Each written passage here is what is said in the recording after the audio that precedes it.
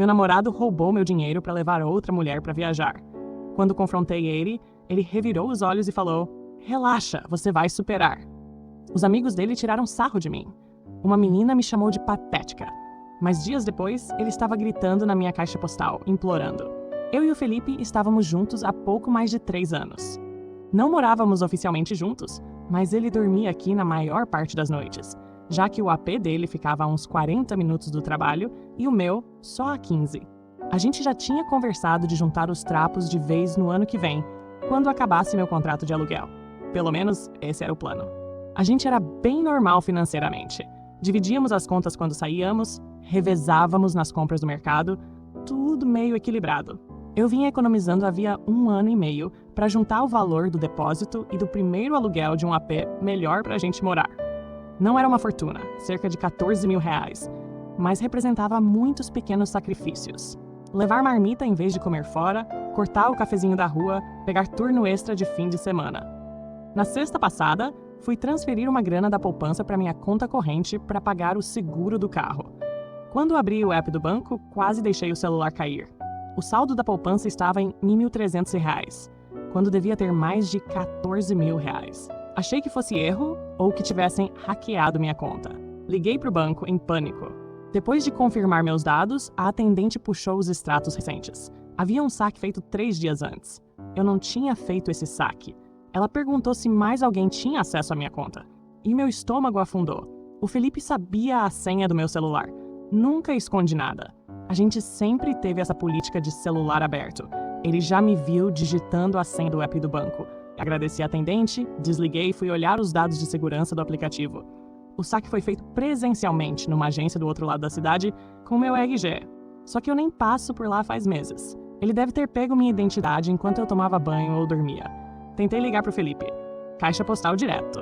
Mandei mensagem perguntando onde ele estava, se podíamos conversar. Horas depois, respondeu dizendo que estava com os amigos e voltava no dia seguinte. Tinha algo estranho. Passei a noite em claro, tentando encontrar uma explicação que não fosse a óbvia. Talvez fosse uma emergência, talvez uma surpresa. No fundo, eu sabia que era ilusão. No dia seguinte, fui olhar o Instagram dele, coisa que raramente faço, já que ele quase não posta. No perfil, nada. Mas quando fui nos stories do Andy, amigo dele, meu mundo caiu. Lá estava o Felipe numa praia, com o braço em volta de uma garota que eu nunca tinha visto. A legenda: segundo dia de férias com esses pombinhos. Pombinhos. No plural. Vi mais fotos nos stories. O Felipe e a tal de Jasmine, pelo que dizia a tag, num resort em Cancún. Um resort que custaria uns 12 mil reais para 2 pessoas. Eu me senti fisicamente mal. 3 anos juntos, e ele roubou meu dinheiro para viajar com outra mulher. Fiquei sentada no chão do banheiro por horas, alternando entre chorar e ficar totalmente vazia. Quando ele voltou no domingo à noite, eu estava esperando. Ele entrou como se nada tivesse acontecido. Bronzeado, sorrindo, largando a mochila no chão. Tentou me beijar, mas me afastei e fui direto ao ponto. Primeiro, ele tentou manter a história de que estava com os amigos. Mostrei os stories do Andy. A atitude dele mudou. Não por culpa ou arrependimento, mas por puro incômodo.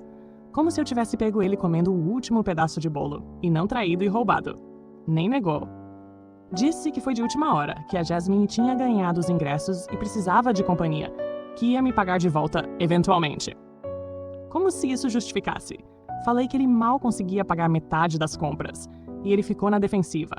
O pior foi quando tentou minimizar o roubo, dizendo que não foi como se tivesse pegado o dinheiro do aluguel, que estava só parado lá. Lembrei que era o dinheiro do nosso futuro, que economizei por mais de 1 ano. Ele riu e disse: com 14 mil a gente não ia achar nada decente mesmo. Perguntei se a Jasmine era a namorada dele. Ele hesitou. O suficiente para eu saber a resposta. E disse que era só amiga. Amiga que vai para resort com ele, certo. Durante toda a conversa, ele foi totalmente frio. Pegou uma cerveja na geladeira, disse que não queria brigar, que eu estava exagerando. Quando falei que ele tinha me traído e roubado, ele olhou nos meus olhos e disse: relaxa, você vai superar. Foi aí que percebi que não era um erro. Era quem ele era. Alguém que rouba, trai, e ainda tem a cara de pau de mandar eu me acalmar. Mandei ele sair da minha casa. Ele tentou argumentar que o AP dele era longe, que tinha trabalho cedo. Falei que não era problema meu. Ele deveria ter pensado nisso antes de roubar meu dinheiro. Enquanto saía, ainda teve a audácia de dizer que eu estava sendo dramática. que a Jasmine não faria esse escândalo. Quando ele foi embora, eu desabei no sofá. Tremia. Passei os 2 dias seguintes no nevoeiro. Quase não comi. Fiquei esperando uma mensagem dizendo que tudo tinha sido um mal-entendido, mas só vieram mensagens me acusando de exagerar, pedindo para conversar como adultos. Chamei o banco de novo, mas como ele tinha usado meu documento e sabia as senhas, disseram que seria considerado uso não autorizado, não fraude. Teria que processar por vias civis. Troquei todas as senhas. Abri nova conta em outro banco. Marquei para trocar as fechaduras. Não acho que ele voltaria, mas já não sei mais quem ele é. Atualização 1. Primeiro, quero agradecer a todo mundo que comentou no meu post anterior. Eu realmente não esperava tantas respostas. Ler os comentários me fez sentir menos louca, menos sozinha. Várias pessoas pediram uma atualização, então aqui vai. Já se passou uma semana desde que coloquei o Felipe para fora do meu apartamento, depois de descobrir que ele tinha roubado minha poupança para levar a Jasmine para Cancún. Os primeiros dias foram um borrão. Chorei muito, quase não comi, fiquei viciada no celular, mesmo tendo bloqueado ele. Parte de mim ficava achando que ele ia dar um jeito de me mandar uma mensagem dizendo que tudo não passou de um mal-entendido. Voltei a trabalhar na quarta-feira, porque não dava para faltar mais. Uma colega percebeu que eu estava estranha e perguntou na hora do almoço se estava tudo bem. Contei uma versão resumida e ela ficou horrorizada. Foi bom ver a reação de alguém de fora. Me validou. Naquela noite, recebi uma mensagem de um número desconhecido. Era o Felipe usando o celular do Maurício, amigo dele. A gente precisa conversar. Não respondi. 1 hora depois, outra mensagem. Você tá sendo infantil. É só dinheiro. Eu falei que vou te pagar. Bloqueei o número do Maurício também. A quinta foi tranquila, mas na sexta tudo desandou. Minha amiga Carla me chamou para sair. Disse que eu precisava sair do apartamento.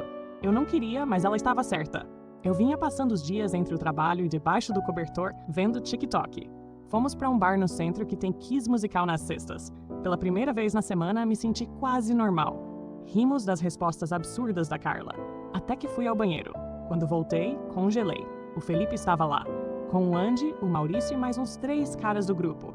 Eles estavam numa mesa do outro lado do bar e ainda não tinham me visto. Falei para Carla que precisávamos ir embora. Enquanto pegava minha bolsa, o Andy me viu. Veio até mim com um sorriso debochado, falando alto que eu estava chorando por causa do cofrinho da Barbie e que o Felipe estava deprimido porque eu tinha exagerado demais. Segundo ele, não era como se o Felipe tivesse gasto meu dinheiro com drogas. Era só uma viagem com uma gata. Qualquer cara faria o mesmo. Tentei manter a compostura e lembrei que ele tinha me roubado. Andy revirou os olhos. O Felipe viu o que estava acontecendo e veio junto com os outros amigos, cercando a saída. Ele agiu como se a gente tivesse se esbarrado no mercado. Disse que eu precisava desbloquear ele para resolvermos tudo. Falei que não tinha nada para resolver. Ele me roubou e me traiu. O Maurício e outro cara começaram a rir. A defesa do Felipe disse que tinha sido errado pegar o dinheiro sem pedir, mas que não era roubo porque a gente era um casal e o que é seu é meu. Insistiu que a Jasmine era só amiga, que não foi uma viagem romântica porque o Andy e o Maurício estavam lá também. Quando apontei que o próprio Instagram do Andy chamava os dois de pombinhos, ele respondeu: era só uma piada. Foi aí que uma voz feminina atrás de mim perguntou: é ela que tá surtando por causa de uns trocados? Era a Jasmine. Tentei explicar que ele roubou minhas economias. E ela me olhou de cima a baixo com um olhar de pena e falou que eu era patética por fazer esse drama todo por R$2.000. Corrigi. Foram 12,50. Levei mais de 1 ano para juntar. Ela riu alto e disse: nossa, isso é ainda mais triste. Olhei para o Felipe, esperando que ele me defendesse, que dissesse para ela parar, mas ele só olhava para o chão, com um sorrisinho nos lábios. Ali eu percebi, ele contou tudo para eles. Eles estavam rindo de mim. Da menina otária que teve o dinheiro roubado, a que chorava por pouco. Carla, maravilhosa, disse bem alto: a gente vai embora. E empurrou o Maurício. Saindo, ouvi risadas atrás. A Jasmine ainda fez questão de dizer: ainda bem que o Felipe se livrou de uma menina tão instável financeiramente. Consegui sair antes de desabar. Carla me abraçou enquanto eu tentava me recompor. Pediu um Uber. De volta ao meu AP, pedimos pizza, abrimos um vinho e ela deixou eu desabafar. Mostrei as mensagens do Felipe usando o celular do Maurício. Ela me ajudou a bloquear mais uns números. No dia seguinte, acordei com uma DM da Jasmine no Instagram. Quase não abri, mas a curiosidade falou mais alto. A mensagem confirmava tudo que eu temia. Ela e o Felipe estavam ficando há meses. Ele dizia que eu e ele estávamos meio separados, que éramos só colegas de quarto. Ela disse que ficou enojada ao descobrir que ele tinha roubado meu dinheiro, mas que achava que eu merecia saber a verdade. Tirei um print da mensagem da Jasmine e bloqueei ela também. Meses. Eles estavam juntos há meses. De repente, tudo fazia sentido. As ligações no meio da noite que ele atendia do lado de fora, os trabalhos extras de fim de semana, os ajudando o amigo a se mudar. Eu me senti burra. Mostrei a mensagem para Carla assim que ela acordou. Ela nem ficou surpresa. Disse: homens como Felipe não começam roubando e traindo do nada. Eles constroem até isso. E você só viu agora porque confiava demais. A gente passou o sábado fazendo um plano. Primeiro liguei para o meu síndico e expliquei a situação. Perguntei se podia trocar a fechadura, já que o Felipe nunca esteve no contrato. Ele autorizou e disse que mandaria alguém na segunda de manhã. Depois fui ao banco e abri uma conta nova em outro banco. Troquei todas as senhas. Ativei a autenticação em 2 fatores. A Carla me ajudou a juntar tudo que era dele e colocar numa caixa. Roupas, escova de dentes. No domingo, acordei diferente. Não era felicidade, mas era clareza. Ainda doía lembrar da humilhação na sexta, mas por baixo da tristeza tinha algo novo. Raiva fria. Não aquela raiva explosiva de antes. Uma raiva calculada, determinada. Eles acham que eu sou patética? Beleza. Deixa acharem. Mas eu não vou desaparecer. Passei o domingo inteiro limpando o apartamento. Joguei fora tudo que me lembrava dele. Mudei os móveis de lugar. Pode parecer bobo, mas me senti tomando o espaço de volta. Montei um plano para reconstruir minha poupança. Ia levar tempo, de novo, mas eu já tinha feito isso antes. Na manhã seguinte, o chaveiro veio trocar a fechadura. Senti um peso saindo das costas. Ele não podia mais simplesmente entrar. Fui pro trabalho. No intervalo do almoço, vi 3 chamadas perdidas do número dele. Um número que tinha escapado da minha limpa. Ouvi o correio de voz. O tom era outro, mais aflito, quase desesperado. Dizia que a Jasmine estava falando coisas malucas e que não eram verdade, ou pelo menos não todas. Terminou com "tô com saudade". Apaguei o áudio na hora. Quando cheguei em casa, tinha um envelope enfiado por baixo da porta. Dentro, R$ 1.500 em dinheiro e um bilhete. Começando a te pagar de volta. Podemos conversar? R$ 1.500. De um total de 12.750. E ele achou que isso ia consertar as coisas? Não sei qual é o jogo agora. Talvez a Jasmine tenha terminado com ele. Talvez os amigos tenham cansado do drama. Talvez ele só tenha percebido que morar longe do trabalho é um saco. Mas não importa mais. O Felipe que eu achava que conhecia nunca existiu. O Felipe real roubou meu dinheiro, me traiu por meses, deixou os amigos zombarem de mim e ficou de braços cruzados enquanto a outra me chamava de patética. A Carla vai vir aqui de novo hoje. Vamos escrever uma mensagem final. Um encerramento oficial e direto. Acabou. E que ele pare de me procurar. Ela também sugeriu que eu começasse a documentar tudo, caso precise de uma medida protetiva. Parece exagero? Pode ser. Mas depois dessa última semana, eu não duvido mais de nada. Segunda atualização. Gente, obrigada por todo o apoio nos posts anteriores. De verdade. Ler os comentários de vocês me ajudou muito nos momentos em que eu quase cedi e quis responder o Felipe. Várias pessoas sugeriram que eu instalasse uma câmera de segurança no meu novo AP. E sim, eu me mudei. Segui o conselho e comprei uma campainha com câmera simples pela internet. Depois que me mudei e entrei em contato com os familiares e amigos do Felipe, houve um silêncio total da parte dele por uns 4 dias. No começo, me senti aliviada, achando que ele finalmente tinha entendido o recado e ia seguir com a vida. Mas claro que eu estava enganada. Na segunda de manhã, meu celular apitou com uma mensagem de um número novo. Eu sei que você tá lendo. Não dá pra jogar fora 3 anos assim. A gente precisa conversar. Bloqueei o número sem responder. Na hora do almoço, veio o segundo round. Dessa vez, ele usou uma conta fake no Instagram. A mensagem era mais longa, mas a mesma ladainha, que eu estava exagerando, que ele cometeu um erro, que dava para consertar. O que me marcou foi que em nenhum momento ele reconhecia o que tinha feito de verdade. Nada de me desculpa por ter roubado seu dinheiro, ou me desculpa por ter te traído por meses. Só um vago "eu errei", como se tivesse esquecido de lavar a louça. Naquela noite, o Augusto, nosso amigo em comum que me ajudou na mudança, me mandou mensagem perguntando se eu queria sair para jantar. Ele tem checado como eu tô desde que tudo aconteceu. Aceitei. Durante o jantar, ele me atualizou sobre o que estava ouvindo por aí. E parece que a vida do Felipe tá desmoronando. A Jasmine terminou tudo depois de descobrir a verdade por várias fontes. Ela acreditava que ele e eu éramos apenas colegas de AP, que se pegavam de vez em quando, não um casal de 3 anos.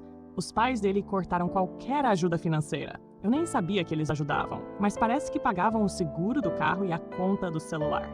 O Andy e o Maurício ainda andam com ele, mas a maioria dos amigos se afastou. O mais grave, ele tá com dificuldade de pagar o aluguel. O AP dele sempre foi mais caro que o meu, e sem poder mais usar minha casa como pouso perto do trabalho, ele tá gastando mais com gasolina, fora que torrou todas as economias naquela viagem pro México. No dia seguinte, acordei com um e-mail da mãe dele. Ela queria me encontrar para devolver algumas coisas minhas que estavam na casa deles. Fui.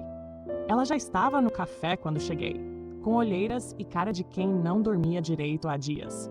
Ela me pediu desculpas, disse que o Felipe admitiu tudo e que agora ele estava morando de novo com eles, temporariamente, porque não consegue bancar o aluguel. Disse que ele estava agressivo, bravo com todo mundo, como se fosse o mundo que tivesse feito mal a ele. Não as consequências dos próprios atos. Antes de ir embora, ela me abraçou e disse: "Você merece alguém muito melhor."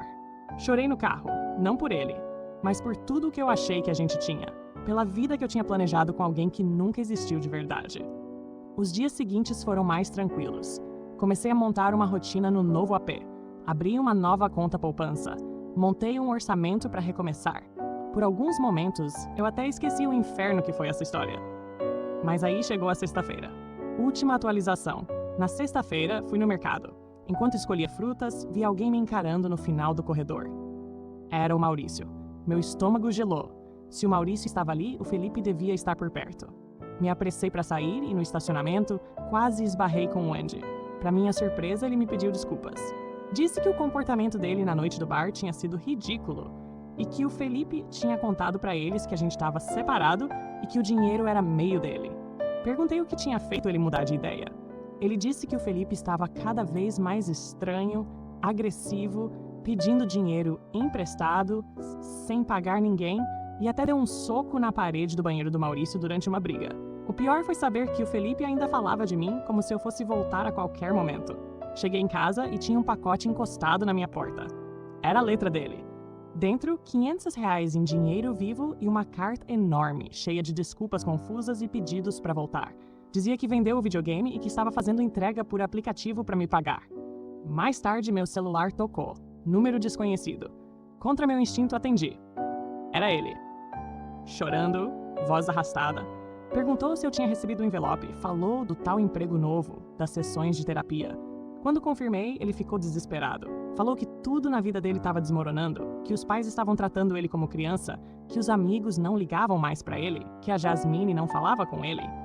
Quando eu disse que não era só um erro, mas uma série de escolhas ruins, ele chorou ainda mais e pediu, implorou por uma nova chance. Eu só disse, tchau, e desliguei. Bloqueei o número. Mas ele não parou. Vieram dezenas de mensagens, ligações de outros números, até um último áudio às 2h37 da manhã, onde ele gritava sem parar, dizendo que eu tinha arruinado a vida dele e que eu nunca o amei. Salvei todos os áudios e mandei pro Augusto e pra Carla. No dia seguinte, a mãe do Felipe me mandou mensagem pedindo desculpas de novo. Disse que tomaram a chave do carro dele e estavam procurando ajuda mais intensa. Que ele não estava bem e que ela entendia caso eu quisesse ir à polícia. Já faz 2 dias desde o último contato. Mas eu continuo em alerta. Tô ficando na casa da Carla de novo, por segurança. Eu não sei o que vem depois. Só sei que não vou voltar. Não depois de tudo. Não depois de ver quem ele realmente é.